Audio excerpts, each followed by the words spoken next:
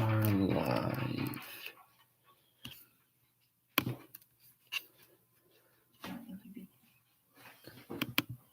I'm serious. I'm live. Okay, let's see here.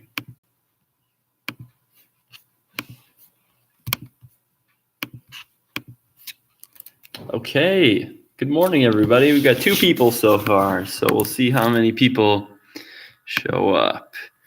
I am going to be putting the, good morning, Carol. I'm going to be putting, so I was under the impression that I could share my screen on here, but I can't. So unfortunately, I can't go through a PowerPoint on here, but the link I shared in the chat, the link has, let's see, no, well, maybe that's not the correct link.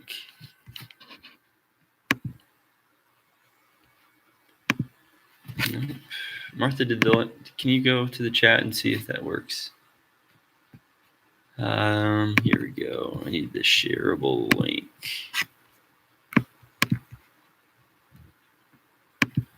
Okay, I think that's the wrong link.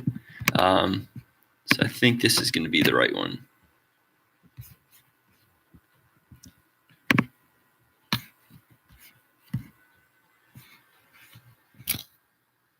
Yes, okay, good. That was the right one. Okay, so I can just delete that. Remove, perfect. All right, so I have shared the link. It's, again, for those who weren't here before, I thought you could share screens on this, but you can't share screens. So I had to make the PowerPoint into a PDF. Next week, I'll try to have the PDF maybe up on the website, so it's a little bit easier to get to.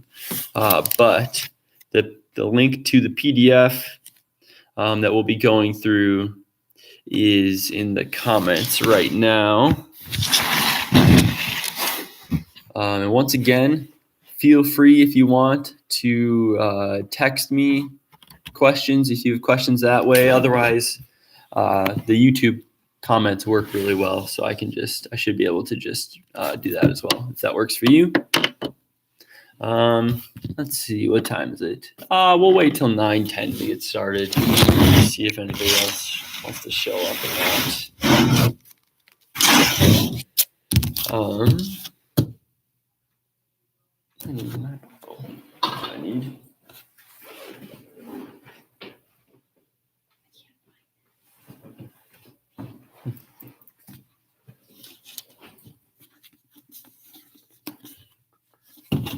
Okay, I think we're, I know I said 9:10, but I changed my mind, so let's get going. So, you know what, I'm actually gonna pull up that on my phone so I can see what I'm doing here.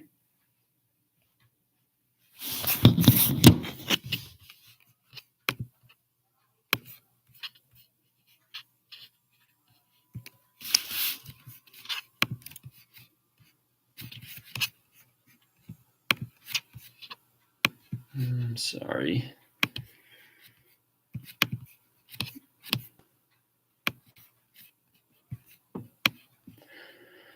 Okay, so let's get going here. Finally. All right, the book of Daniel. So I'll just kind of tell you guys when to move to the next slide. So the book of Daniel. You probably know most of the pretty common stories. There's really 2 big stories in the book of Daniel that everybody knows, Veggie Tales and stuff, of course. You've got Daniel in the lion's den, right? Daniel goes into a den of lions. The king is trying to kill him, but instead Daniel survives, and the lions are all good. Actually, I don't know if that is a Veggie Tales. Is that a Veggie Tale? I don't know if that's one or not. But then, of course, there's Shadrach, Meshach, and Abednego. That's kind of the other big one. So those are kind of the 2 big stories from Daniel. But really, there's a lot of other stuff that's going on in Daniel. a lot of other stuff that's going on in Daniel. And actually, Daniel is quoted, or the language from Daniel is used about 50 times in the New Testament, which is up there with some of the other books. Not as much as Isaiah, but Jesus himself references the book of Daniel several times.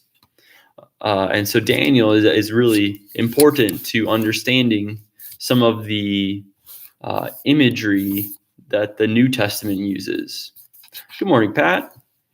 And also, especially Revelation, is a lot of the images, a lot of the metaphors that John uses in Revelation are found in Daniel. And so getting an understanding of what's going on in Daniel and the prophecies that Daniel does helps you to understand better what is happening in Revelation as well. So with that, let's get on to the second slide, historical context. With most of the books of the Old Testament, I'll say all the books of the Old Testament, when you're trying to understand them, it's really important to understand where the Israelites are, who the audience of the letter is, and also just kind of the geography too is also important. And so the charts that I used, in here several times are from a book called Prepare the Way of the Lord, an introduction to the Old Testament. I would recommend that book if you're if you're ever confused about, or you just want to learn more about any of the Old Testament books. It's a great overview, and it's not too theological. I mean, it's fairly theological, but they explain most of the terms. And so if you want to learn more about the Old Testament, if you want to learn more about a specific book of the Old Testament, I would highly recommend that book, Prepare the Way of the Lord, an introduction to the Old Testament. It's a great book. I use it for all of my classes and sermons and everything like that. So let's move on to the third slide, which is a map of Israel and the two kingdoms. So, general overview of the history of Israel. There are Jacob and his sons are living in Canaan, which is the southern kingdom, kind of down there. And there is a famine, right? There's a famine. And so they have to go to Egypt. They go to Egypt where they're reunited with Joseph. They get grain, food, and the Israelites kind of stay there. The beginning of the Israelites, they stay in Egypt. And then in Egypt, they multiply and become a nation unto themselves. And then, we go to Exodus. The Israelites leave Egypt, and then and then in Joshua and so forth, they reconquer the land of Israel.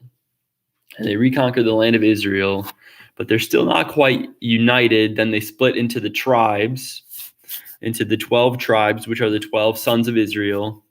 But then in 922,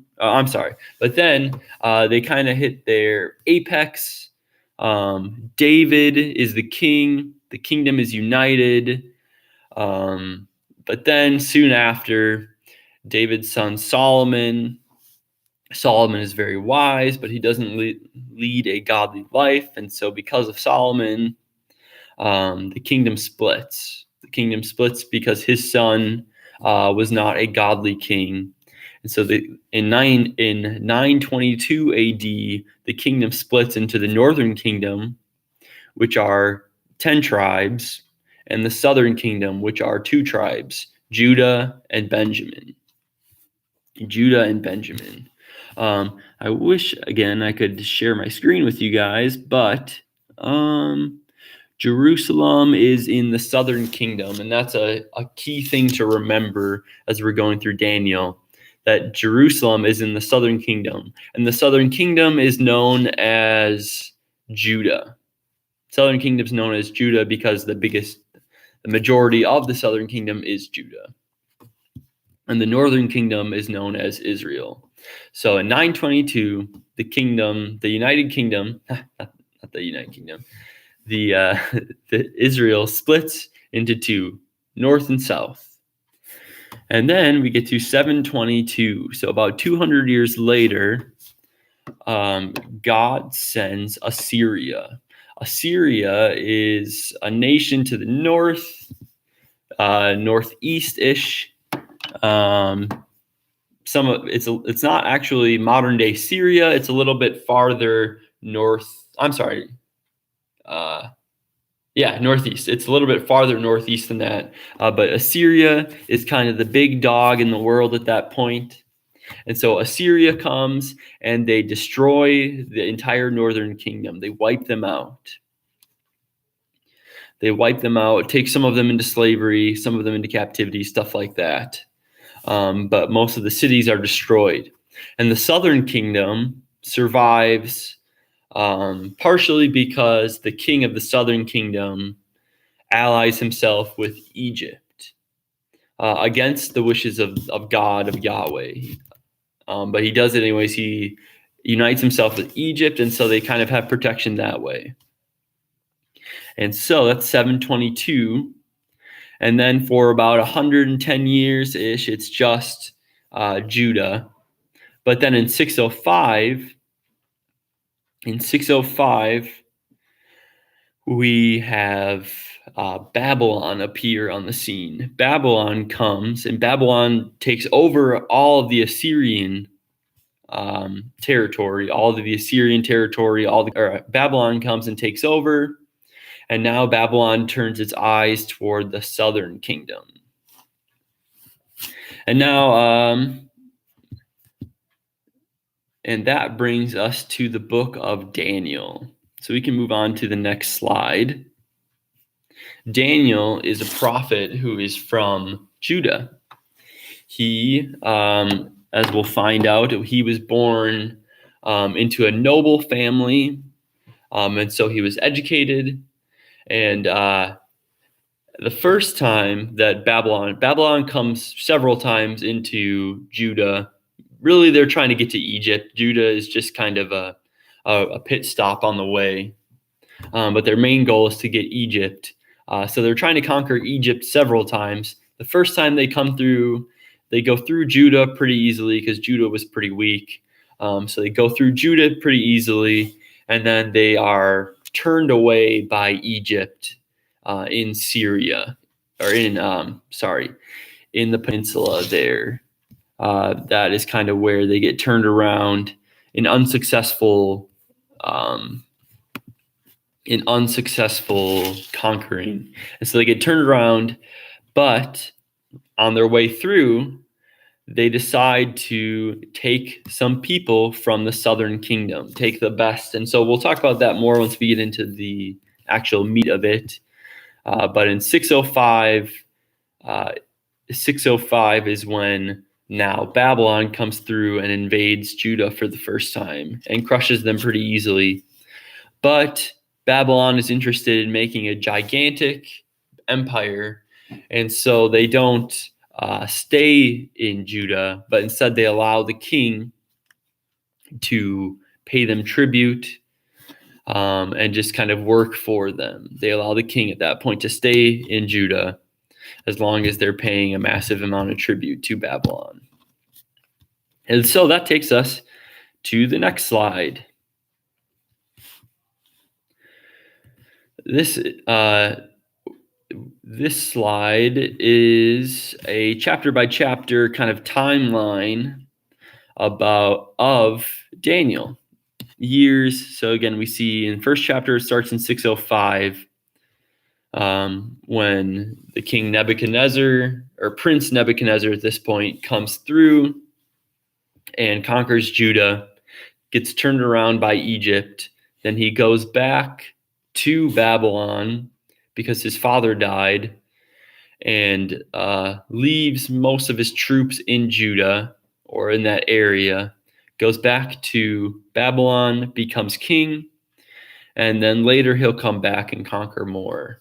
But then he sends for the young nobles, the young educated people. But that the title, no later than 530, 530 is kind of the latest possible date for the author to write Daniel. And remember, I guess I didn't say that before, but remember that AD works backwards, right? It's all, I always get very confused by it, but AD works backwards. The numbers get smaller the farther along they go. BC, sorry, not AD. BC works backwards. So about 530 probably when Daniel writes this. He's about 80 years old when he writes it, and so not a lot longer to live, and so that's why they kind of place it 530, and it's after all of these dates clearly because he writes it. Yeah, so the authorship dated around 530. All right, let's go to the next slide. Babylonian captivity. Again, there are several trips here. Several trips. This is actually a map from the return to exile, but you can just follow the arrows the other way, and it shows you where the route that they took to exile. And so again, Babylon comes into Judah and takes some people several times, about 3 times kind of are the main forces. First time they come and they only take the young, the educated, the promising people, kind of to cripple their economy, to cripple their future. They take kind of all the smart people away. And that's actually it's kind of a sign of God's mercy towards Israel. That God, yes, he sends Babylon to come and conquer them and humble them, but still God gives them another chance to repent and to turn back to him by not having Babylon take everyone. But Israel, spoilers, I guess, Israel does not repent. They do not turn back to God.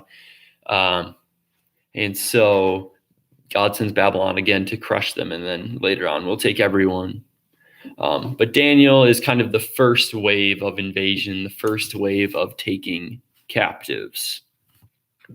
And here you can see we have Assyria kind of up to the north, and then Babylon is a little bit farther west. But you see that gray area there, that is the extent of the Babylonian Empire near the end, how big it was. Before it was conquered by Persia, which we'll talk about later as well. But then the Persian Empire kind of comes up and they defeat Babylon and take over all their land and more. And then we get Greece, and then we get Rome. But this is kind of the extent of the Babylonian Empire, which is pretty massive. And it really shows you the power and the destruction that they had. Okay, let's keep moving here to the next slide. The next slide points out kind of a unique characteristic of Daniel, and that Daniel is actually written in 2 different languages. Daniel is written in both Hebrew and Aramaic. Hebrew and Aramaic. So that chart kind of shows you the breakdown. It's also what am I trying to say? It's also kind of a breakdown of the book as well, but it shows you which sections are written in which language. And the language, a lot of people debate about what it really means, why he chose to write some in Aramaic, why he chose to write some in Hebrew. And it's kind of important to remember which parts are in Aramaic and which are in Hebrew, because it does point out, kind of the Yahweh focused, the Yahweh victory things when they're in captivity and then when they are eventually restored. But Aramaic was the language spoken by Babylon. The exact type of Aramaic is kind of it would have been the high government Aramaic, the the kind of Aramaic that the people in the government, the high class people would have spoken. And so that is, and so Daniel would have known that Aramaic language because he was taken and educated actually by the Babylonians, which we will get into in chapter 1. But yeah, Daniel is unique because it's written in Hebrew and Aramaic.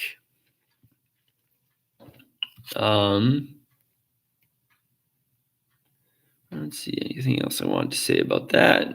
No, I think we're good. I think we can get into then Daniel. Let's get into the meat of it.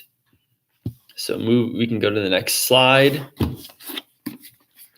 Chapter 1. I think we're actually just going to read it. Again, if I was with you, I would have you guys read it, but I'll read it. And then you guys can follow along. Let's see here. I don't know why I'm moving pages so slowly.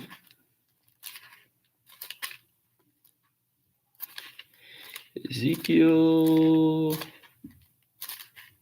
Daniel. Okay, Daniel chapter 1. We'll take it section by section.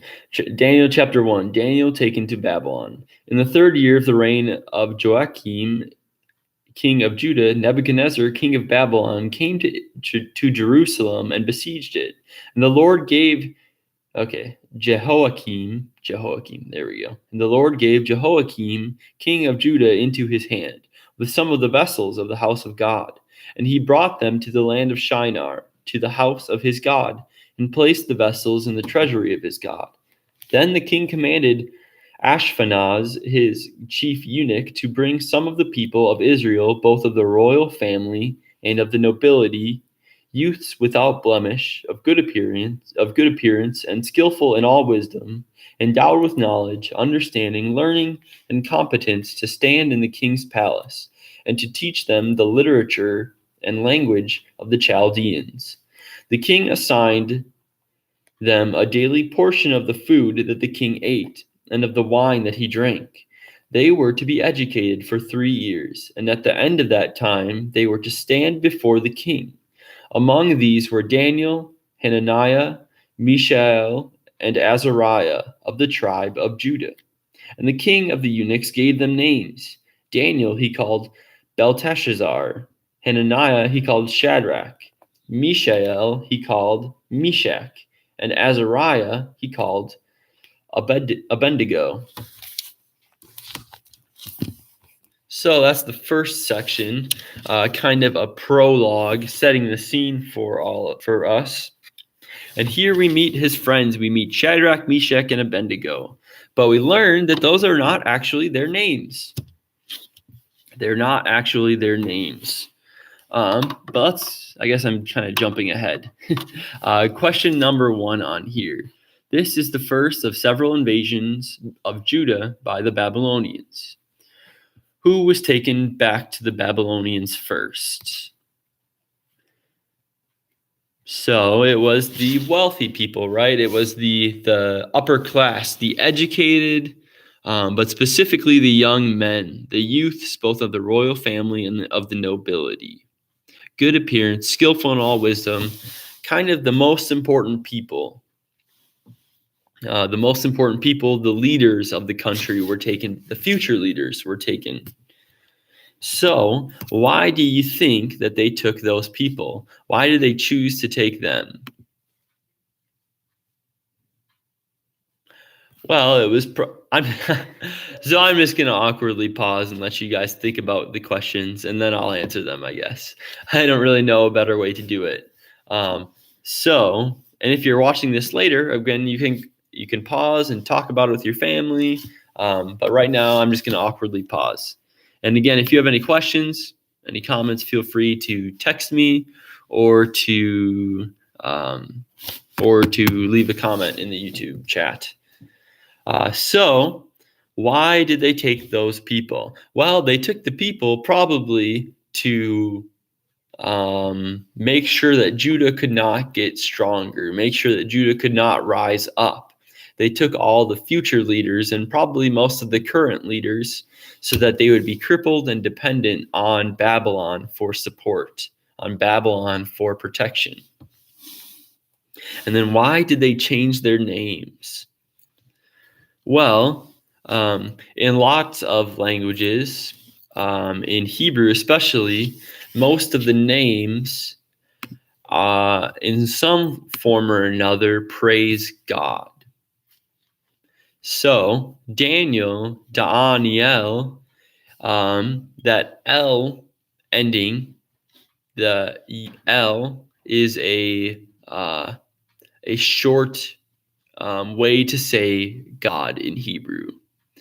And so that's why we have Daniel, Ezekiel, what are some other ones? Daniel, Ezekiel, names like that, right? They end in that EL. Whenever you see a name that's in the Bible and it ends in EL, that is God. And so Daniel means judge for God, the judge for God.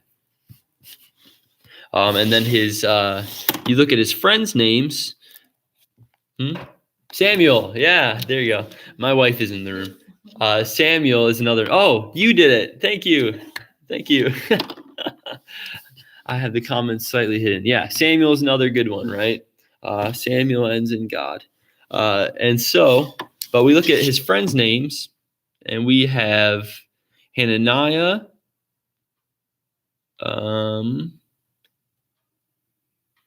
and Azariah. Hananiah and Azariah. And that Ayah ending is actually also another way to say God. That Ayah, it sounds like Yahweh, right? You guys have heard of Yahweh. That's the name that's the name that God gave the Israelites for himself, Yahweh. And so when you see Ayah at the end of something, that again is a prefix for God. And so that, now that you know that, you understand that, now you kind of can understand why the Babylonians would want to change their names. Because the Babylonians are trying to whitewash their entire culture. They're trying to destroy their culture and assimilate them into the Babylonian culture, and therefore the Babylonian religion. And so they give them names that are they're named after gods of the Babylonians. And their main god, Bel. Their main god was Bel. Baal, sometimes it's pronounced that way. And so that's why Daniel's name is Belteshazzar. Not exactly sure what that translates to, but in some form or another, it gives honor to the god of the Babylonians. And so that's why they changed their names. They're trying to remove their connection to their god and their connection to their country as well, because all of the nations at this time, they each had their own god. Okay. Dave says, why do we refer to Daniel by his Hebrew, but Rakshak and Benny by their Babylonian names? I don't really know. That's a really good question. I don't know. I was kind of wondering the same thing when I was reading through all this. Let me see what they say in that story. I think that's actually in chapter 3. The fiery furnace. So, I think it's because we refer to them by Shadrach, Meshach, and Abednego because those are the names that Daniel uses when he writes that story, the fiery furnace. And I think that's kind of just a byproduct of us kind of picking and choosing stories out of books of the Bible and just choosing to use those. We don't really have the full understanding of what's going on in the book. But I don't know why Daniel writes their names there as Shadrach, Meshach, and Abednego. Maybe we'll find out more about that next week, why people think that he uses the Babylonian names. But that's a really good question. Yeah, that's a really good question. I'll have to pay attention. We'll have to pay attention as we get through the book, what he calls them. I know in chapter 1 and 2, he calls them by their Hebrew names. Well, does he in chapter 2 actually? Yeah, he does. Okay. Yeah, I don't know. We'll have to look at that more as we keep going. Okay, number 3. Why did Daniel... Oh, number 3 is the next story. Daniel's faithfulness. Starting at verse 8. But Daniel resolved that he would not defile himself with the king's food or with the wine that he drank. Therefore, he asked the chief of the eunuchs to allow him not to defile himself. And God gave Daniel favor and compassion in the sight of the chief of the eunuchs. And the chief of the eunuchs said to Daniel, I fear my lord the king, who assigned your food and your drink. For why should he see that you were in worse condition than the youths who are of your own age? So you would endanger my head with the king. Then Daniel said to the steward, whom the chief of the eunuchs had assigned over Daniel, Hananiah, Mishael, and Azariah, test your servants for 10 days. Let us be given vegetables to eat and water to drink. Then let our appearance and the appearance of the youths who eat the king's food be observed by you, and deal with your servants according to what you see. So he listened to them in this matter and tested them for 10 days. At the end of the 10 days, it was seen that they were better in appearance and fatter in flesh than all the youths who ate the king's food. So the steward took away their food and the wine they were to drink and gave them vegetables. As for these youths, God gave them learning and skill in all literature and wisdom. And Daniel had understanding in all visions and dreams. At the end of the time, when the king had commanded that they should be brought in, the chief of the eunuchs brought them in before Nebuchadnezzar. And the king spoke with them, and among all of them was found none like Daniel, Hananiah, Mishael, and Azariah. Therefore they stood before the king, and in every manner of wisdom and understanding about which the king inquired of them, he found them 10 times better than all the magicians and enchanters that were in all his kingdom. And Daniel was there until the first year of King Cyrus. All right. So this is why you should be a vegetarian, right? This is why God wants us to only be vegetarians and not eat meat. No, I'm just kidding. I won't make jokes like that anymore. It's weird to make a joke like that with no one in the room. But my wife laughed at it, so that's okay. So why did Daniel, number 3, why did Daniel decide not to eat the king's food? Remember, God, as part of his covenant, as part of his rules for his people. Thanks, I got an LOL. As part of his rules for his people, he has very specific things that they're supposed to eat and very specific things they're not supposed to eat. And again, this is an attempt by the Babylonians to separate those young men, the leaders of the community, from their religion by making them eat food that they would consider unclean, that we would probably consider delicious, but they would consider unclean. And Daniel decides that he is going to be faithful. He decides that he is going to live like a person in a covenant with God should live. And so he decides that he won't eat the king's food. Instead, he will only eat vegetables. He'll only eat the vegetables. And that his friends, Rakshak and Benny, will also only eat the vegetables. But it's important to understand how Daniel does that. So Daniel does it, if you'll notice, Daniel does it in a very respectful way. And that's kind of a key theme in the book of Daniel. Daniel is under the authority of pagans. He's under the authority of people who are not followers of Yahweh. And so instead of rebelling against them, instead of trying to lead an uprising, Daniel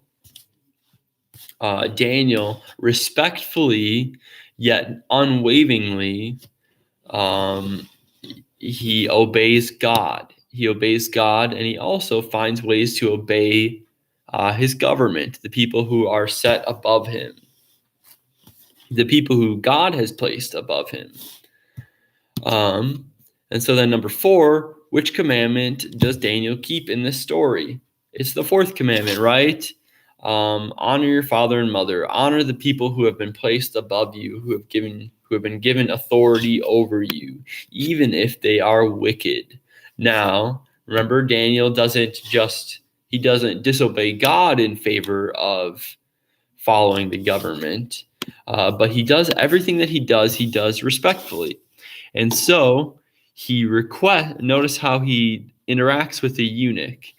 So eunuchs could be what you think of like a eunuch, like a castrated male, but it was also kind of a general term for the Hebrew word for eunuch is also, and the Aramaic word is kind of a general term for like somebody who represents the king, somebody who works for the king. Like Potiphar is the word Potiphar for Potiphar is eunuch. The title that they give Potiphar is eunuch. It's the same word there and here. But Potiphar's married and he has a daughter, and so he was probably not castrated. He was not castrated because of that. So anyways, kind of a representative of the king. So Daniel still shows respect to the eunuch and goes through the proper channels. He doesn't want to get the eunuch in trouble, and so he promises the eunuch that that his job will not be in danger. He won't be in any worse condition. The king won't know. Okay, number 5. And how does the eunuch treat Daniel? So Daniel is respectful to the eunuch. And so how does the eunuch treat him? Well, he treats him well. He allows him to do what he wants to do. He respects Daniel's religion. He respects his what am I trying to say here? He respects his resolve to follow Yahweh, and he allows him. Okay.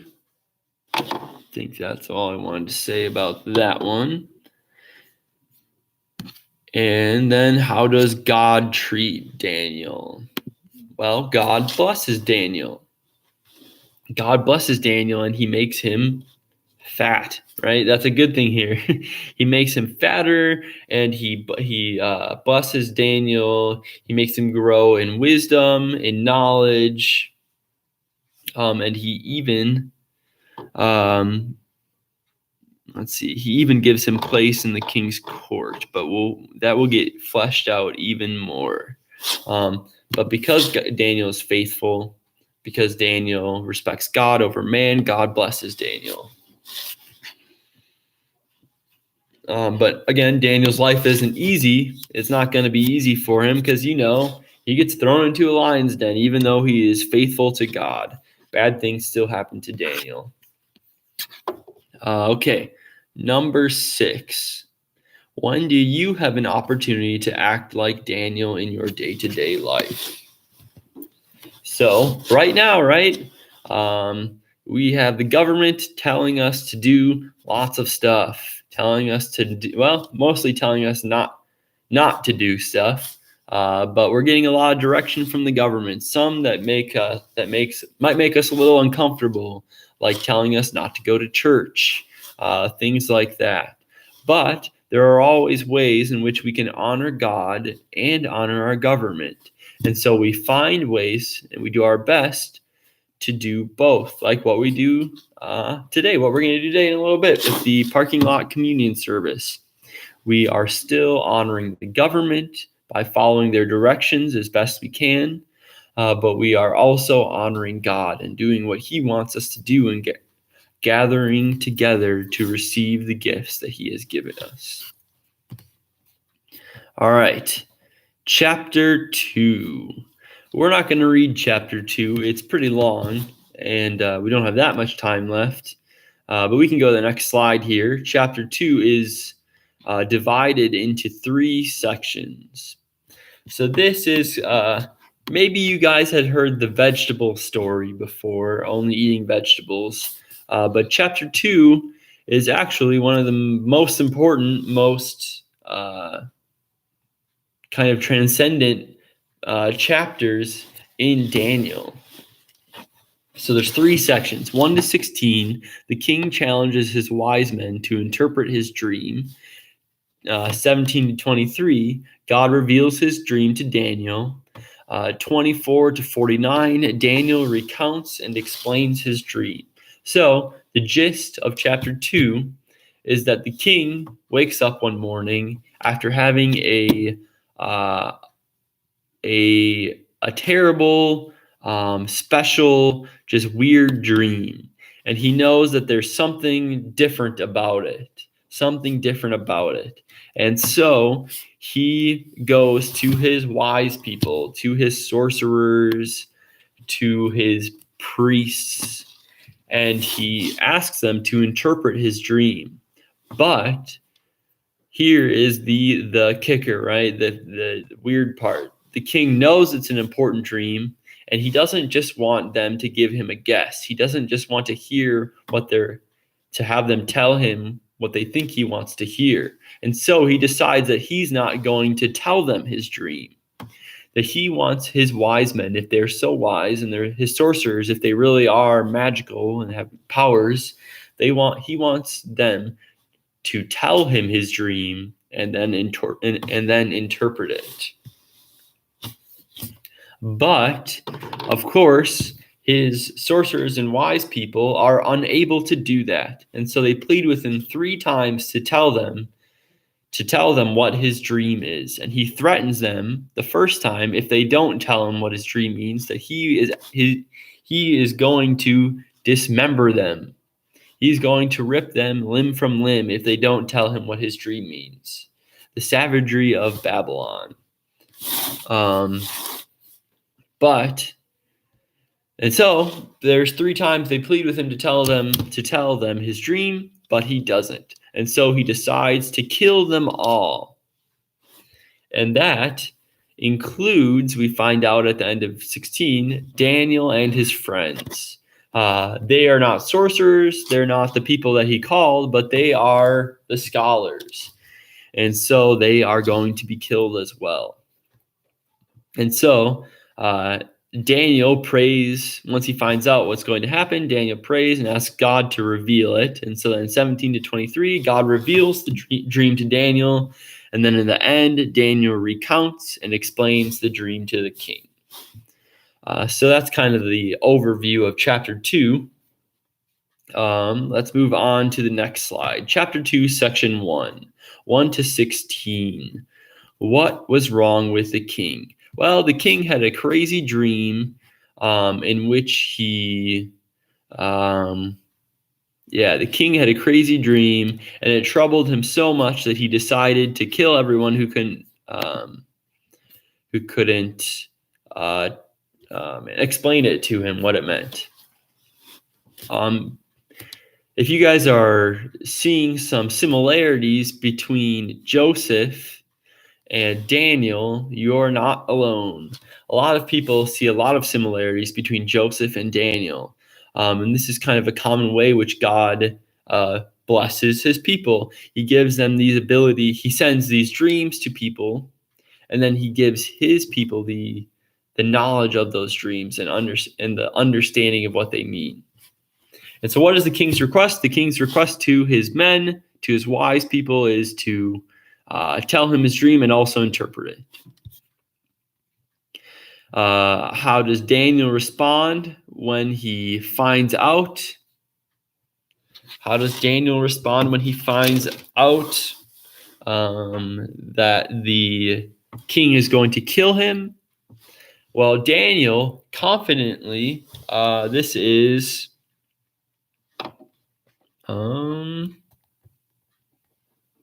Let's see. This is verse.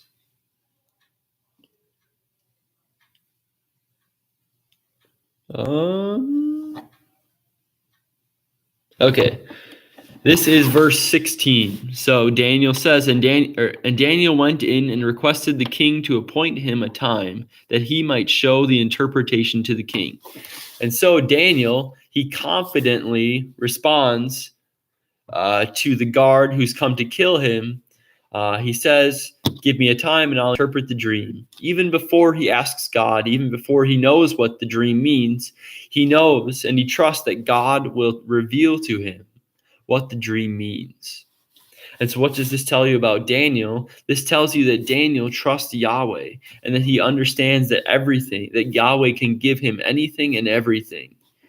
And so he trusts that Yahweh will reveal the dream to him.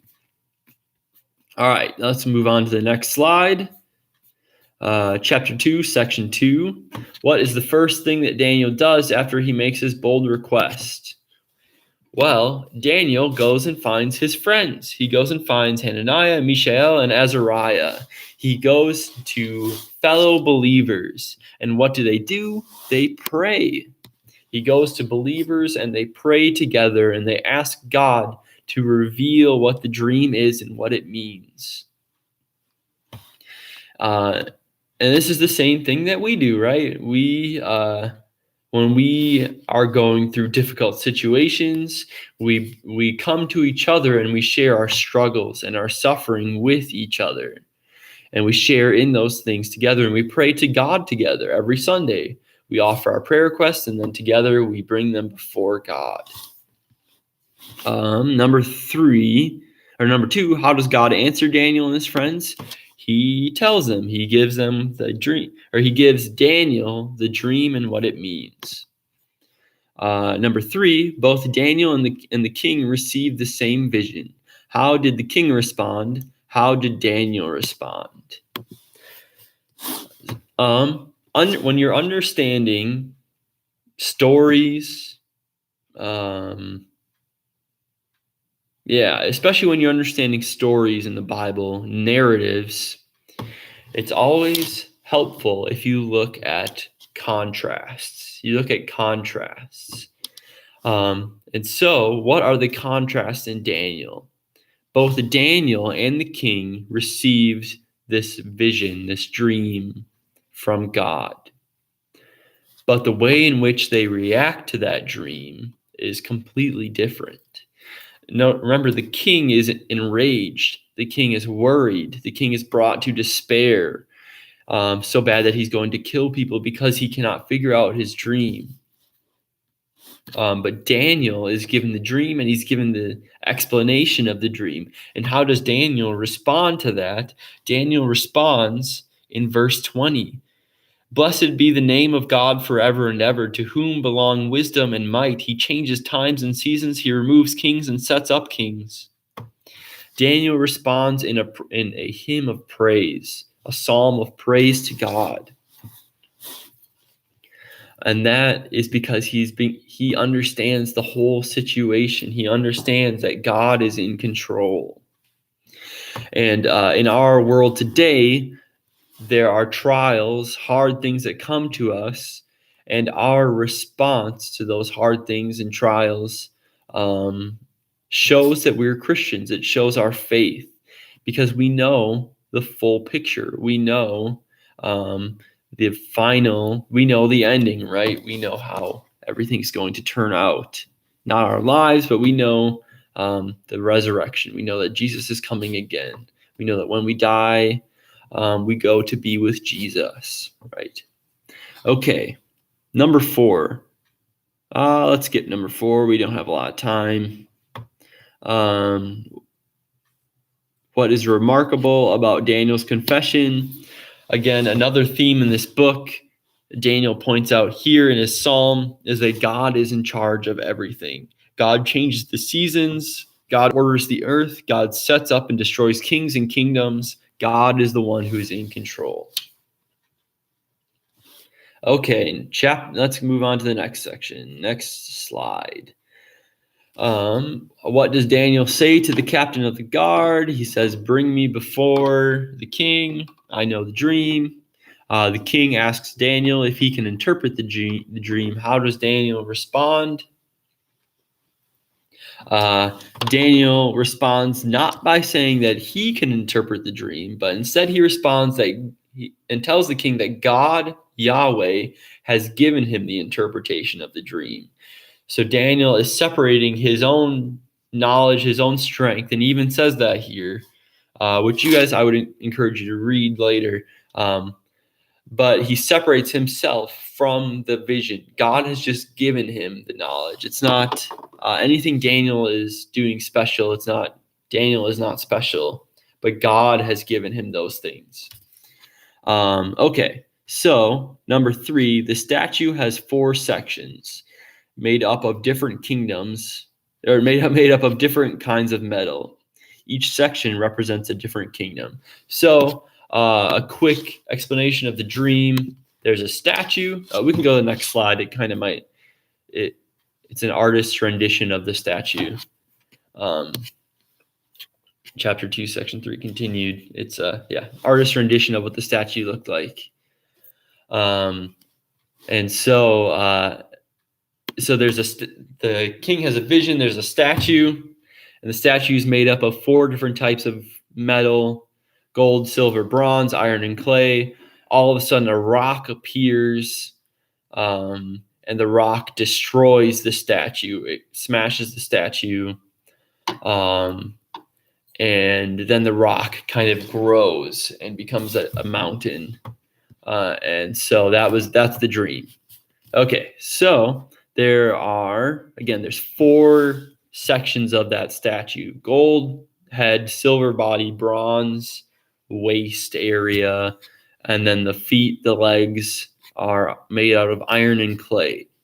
And so they are representative of 4 great empires that are about to come into the world. So the gold represents Babylon. Gold represents Babylon, Nebuchadnezzar. Then there is silver, and silver represents Persia, which will come after Babylon and take over. Thank you. I appreciate it. I've worked really hard on it.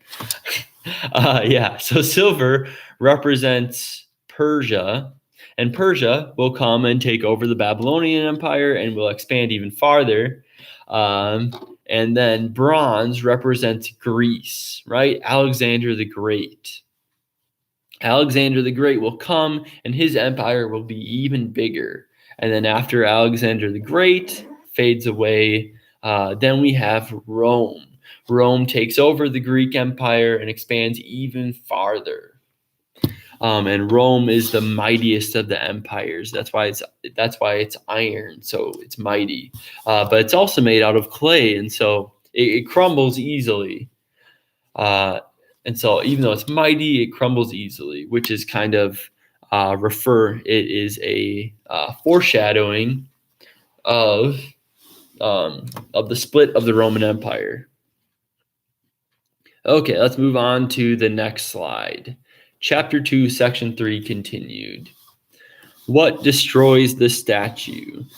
A big rock, right? A rock comes and destroys the statue. And what does that rock represent? Well, that rock represents, I should have bookmarked this ahead of time.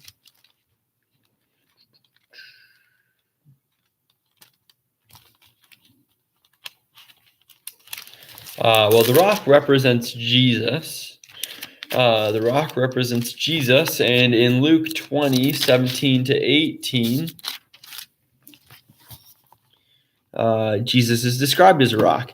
It says, "But he looked at them and said, What then is this that is written? The stone that the builders rejected has become the cornerstone. Everyone who falls on that stone will be broken to pieces, and when it falls on anyone, it will crush him."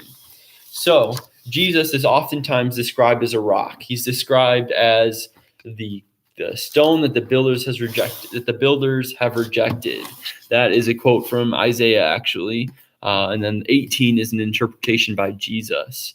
So Jesus comes during the Roman Empire. Remember, the Romans are in charge. Jesus comes and he crushes all of the empires, all of the kingdoms of the world.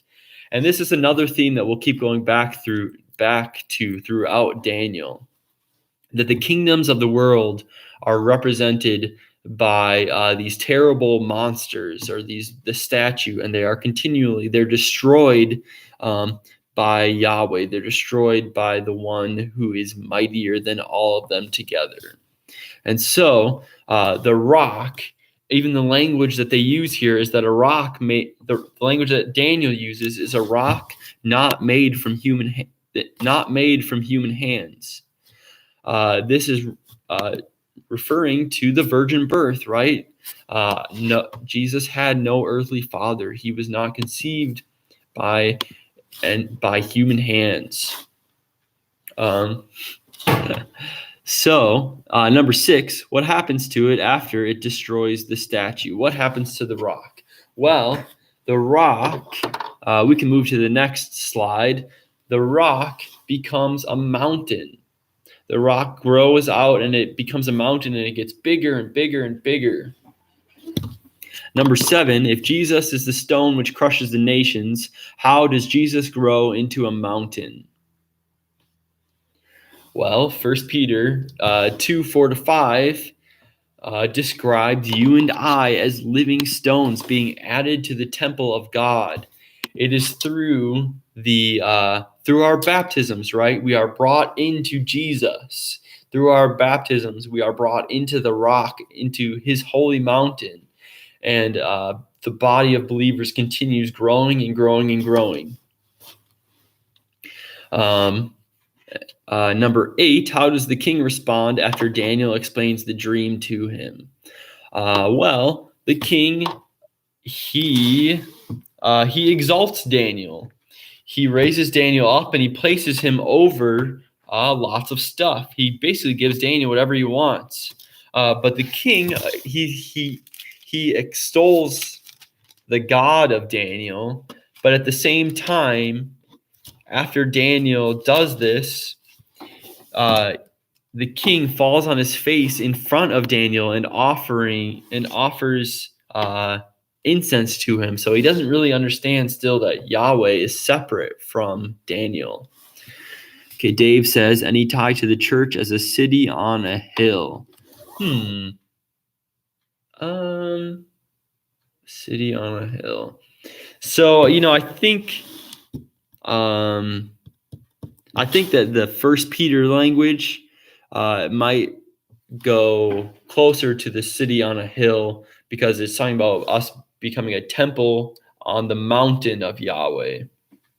And so we're talking more mountain here than hill, but it's the same kind of general thing, especially in the early Israelite understanding of the world. Kind of the hill and the mountains are the high places where gods are to be worshipped. And so that's why Jerusalem is on top of a mountain. That's why the temple is on top of a mountain. Always. So the hill, the mountain, kind of the same, similar thing. So yeah, I would say actually, it's the same similar language. Something to be viewed from far off. Okay, so the king, again, he kind of misunderstands Daniel's purpose. Even though he praises God briefly, he still praises Daniel more, which is what Daniel is trying to avoid. He's trying to separate himself from the vision. Okay, we will probably do a quick recap of what we talked about this week, next week, because I had to rush through some stuff. Because I wanted to give you guys some good introduction to the context and what's going on in Daniel. I hope it was helpful. If you guys have any questions, please email me or text me, and I will respond to you. I'll answer them as best I can, and then we'll probably talk about any questions you had next week too. So I hope to see you all soon. God bless you as you go throughout your week. Go in peace.